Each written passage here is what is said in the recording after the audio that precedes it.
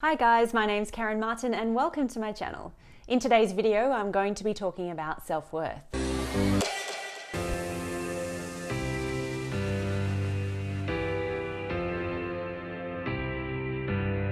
This topic is about understanding the difference between self-esteem of the ego and survival traits and recognizing true self-worth. So what is self-esteem? Self-esteem can come from extrinsic attributes that you have, so skills, qualifications, ego survival things, material possessions and appearances, attributes of the self-concept. We may assess our worth based on self-esteem, but self-esteem, just like even success, is subjective to the personal values that one has and the meaning that we place on things. So the truth is, how you feel about yourself is the most self-relevant and empowering viewpoint. Bypassing the subjective opinion of self-esteem, and you're left with the fundamental brightness of your true worth. An inner knowing and truth that you are worthy is fundamental to having robust self-worth. So self-worth is our innate value beyond conditions and the evaluation of self-esteem. But both self-esteem and self-worth are valuable for well-being. But the most robust measurement of self comes from recognizing your true self-worth. Integrating the ego with self-worth is empowering and can help direct your life towards more meaningful encounters and greater authenticity. Self-love and self-valuing behaviors are a way to honor your worth, but your worth is always there. The great thing about self-worth is that by recognizing innate self-worth, you can withstand life's ups and downs knowing that you have intrinsic value, that you cannot be validated by outside additions and attributes. However, recognizing and honoring your self-worth as well as having healthy self-esteem can both support personal growth and well-being. What is self-worth? Well, self-worth is how you see your worth. Self-worth is knowing that you are a sovereign being of innate, incomprehensible worth. And true self-love and self-worth has a deep reverence for self and others. Self-worth is a deep self-love and self-acceptance of who you are beyond self-esteem.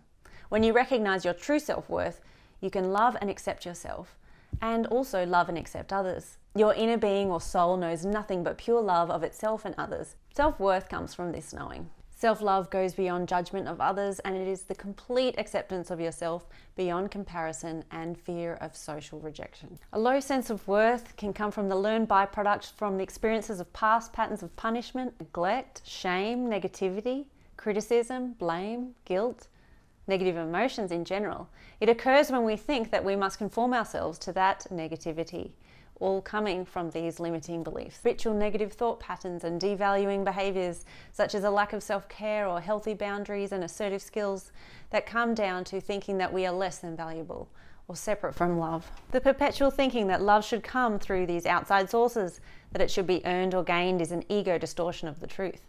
You are pure positive energy and you have direct access to pure positive energy source, which is love. And when you know your self-worth in a world filled with competing values and agendas, you can not only know your worth, but you can find peace and greater sense of oneness and humanity, compassion and unconditional love. Often self-worth is associated as possessing a royal or sovereign identity. I like to think of this concept behind this exemplification of self-worth as like an ideal representation of positive self-regard, of respect and honor, dignity, as well as healthy boundaries, communication skills, resourcefulness, influence, access to education, something that can be gained by regular people. So self-worth is our innate value beyond conditions and the evaluation of self-esteem. But both self-esteem and self-worth are valuable for well-being. But the most robust measure of self-worth comes from recognizing your true self-worth. Integrating the ego with self-worth is empowering, and it can help direct your life to experience more meaningful encounters and authenticity. The great thing about self-worth is that by recognizing innate self-worth, you can withstand life's ups and downs knowing that you have intrinsic value and you cannot be validated by outside additions and attributes. Your worth is always there. However, recognizing and honoring your self-worth as well as having healthy self-esteem can both support personal growth and your well-being. You can honor your innate worth by practicing valuing behaviors that can also foster your well-being. If you value something, then you'll look after it and you'll want to give it attention. You'll want to protect, maintain, and sustain it. And you can do that through valuing behaviors such as boundaries, healthy boundaries, and maintenance, self-care, self-love, which also involves self-discipline and also assertive skills. So valuing behaviors can involve boundaries. Healthy boundaries that surround self-worth can come as a result of self-awareness, knowing what your needs, wants, and limitations are. So healthy boundaries are like a valuing behaviour for healthy self-worth. Boundaries can be defined as the limits that we set with other people, which indicate what is acceptable and unacceptable in regards to behaviour towards us. The ability to know your boundaries generally comes from a healthy sense of self-worth, or valuing yourself in a way that is not based on people-pleasing or catering to people's intentions towards you. So setting boundaries can often require you to be able to say no and to set limits. Personal boundaries help to define the limits that we set for what is acceptable and unacceptable behaviour from others.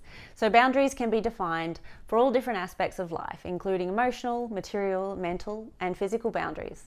Defining personal, healthy boundaries provides safety and protection from possible harm, manipulation, and violation. Defining and knowing your boundaries is a valuing behaviour of self-worth.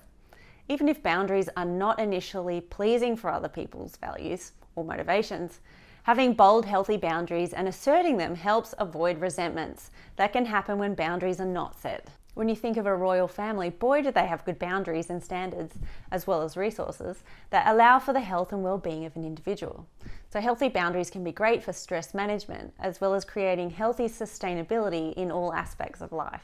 And healthy boundaries are also used to protect, but also to let good in. And so reflecting on your needs and establishing healthy boundaries is a great exercise and involves assertive skills and often compassionate communication. Assertive skills are the friend to boundaries. They provide the means for asking for something and communicating requests, as well as managing what you allow into your life. Assertive communication is respectful, it's very accepting and acknowledging feelings and facts, but it's also very clear and direct. And it also involves keeping kind, keeping calm, and communicating with compassion. Assertive statements can begin with I statements, such as I feel or I think, outlining a behaviour or incident, and then also the consequences or the effect of something. So for example, I feel frustrated when the recycling bin is overflowing with various unrecyclables, and that makes it hard for me to sort it out when it's raining and I have to rush off to work. So here we've done an I statement followed by like an incident and the effect of that. It's not passive and it's not aggressive. So it's right down the middle there. So I think assertive skills is like a fine art as well as a fine science. And it's really worthwhile to study and research and improve on your assertive skills. They allow you to ask, to self-advocate, as well as the ability to say no by using I statements and being kind. And another valuing behaviour is maintenance, self-care, as well as discipline. Self-care is honouring and maintaining yourself. Also involves emotional processing of negative emotions or unforgiveness or unacceptance. And you want to get to that emotional state where you can then put gratitude on there and be present. And calm emotions are like the beautiful still surface of the water. They're neutral and they allow you to take in more information, to accurately assess things, to communicate lighter, to use assertive skills. And it just helps you kind of smooth sail with this smooth, level, neutral emotional state. So that is also highly involved in self-care, is having emotional resilience and also processing your emotions and self-soothing and getting to an emotional neutral state and hopefully some positive emotions on top of that.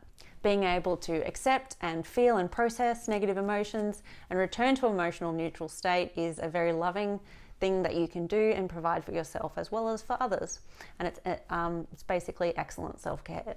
And it can require self-discipline to actually do these things, which allows you to take these actions for self-care. These healthy routines and daily rituals and practices that you need for well-being and happiness.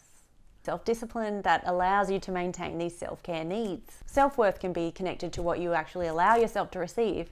You can intend for things to come into your reality, but if you're actually resisting receiving them, then there's no way that you'll be able to receive them. There might be something blocking you from receiving, or sometimes it could be that you're actually not 100% clear on what you want. So self-reflection in this case helps, and sometimes there's an unconscious block that could be preventing you from actually receiving. Unconscious blocks leading to sabotaging behaviours that might be preventing you from being able to be in the right condition to receive and have healthy self-worth. So awareness strategies, healing and reconditioning can help to recondition you for the self-love and receptivity that comes from having a healthy self-worth. Blocks to self-worth can be unconscious limiting or sabotaging beliefs picked up from childhood years or impressed observations of other people, your overall environment, conditioning that you've been exposed to, your general habits, these things that all form your personality now and your mindset. Unacceptance, unforgiveness of self and others, physical, chemical addictions to negative emotions such as shame and guilt, entrained behaviour, habits and unhealthy addictions, unhealed traumas and repressed emotions. Sometimes blocks can also be from the uncomfortable feeling of change that is occurring when you change or adjust your self-image and beliefs about yourself. You might have to reinforce a worthy self-concept through creating like a mental familiarization with your worthiness, through reinforcing environment, or through exposure to mentors or other abundant people, affirmations, journaling, and visualization. This can help reinforce a new self-concept to combat these unfamiliar feelings that arrive when you're outside of your comfort zone, where the magic of transformation happens. These essentially fear-based blocks might interfere with your capacity to receive and experience gratitude of the present moment and the ability to cultivate an emotional state of gratitude joy. Okay, so here are my 5 tips for receiving. So 1, you want to check in if you have any limiting beliefs or blocks and you want to diminish them. You want to get rid of them, clear them out, because they could be that one thing that is actually blocking you from receiving. 2, you want to check in with your self-worth. You want to consciously give yourself permission to receive and actually validate your worthiness. So you want to affirm your self-worth. I am worthy to receive. Something like that, like an affirmation about your worth, remembering your self-worth. 3, you want to know what it is that you want and you want to be able to ask for it. So you want to hold on to the vision. You want to reprogram and recondition your mind and body with empowering beliefs and constructive habits. And then you want to be able to do the work to implement the new belief and exercise self-discipline. So you want to really be able to ask and believe that you can get this thing. 4, you want to create the ultimate emotional state, which is gratitude, presence, and love. You want to be in the giving and receiving energy cycle, remembering that giving thanks is the abundance-producing emotional state. And 5, you want to hold the vision. You want to have faith, but also let it go, knowing that your worth is unconditional. Ideally, your reflection of your self-worth provides positive energy and abundance to other people and your community. Self-worth becomes like a loving act towards others, and real self-worth is knowing that you have intrinsic worth, and it's viewing yourself as the same level as others in terms of innate worth. So hold the vision of your health, your mission, your dreams, and take the steps and create the habits. Dwell on the dream, not the limitations, and foster your unique values and preferences, your gifts and talents. Be who you are. Be you, be beautiful. Remember that no outside attribute nor person can validate your worth, and you are wonderful. Self-worth is honoring the organization that is you by fostering a balanced ego that includes having compassion for others, healthy boundaries, and assertive skills. Together we can truly thrive, truly fostering self-worth. Thank you for watching. If you enjoyed this video, please share and like and subscribe to support it on the YouTube algorithm and hit the bell notification for up-to-date content. And check out the wonderful Whole Food Garden, the healthy whole food adult colouring in book available in the link below. Thank you again for watching. Lots of love, and remember to live with gratitude.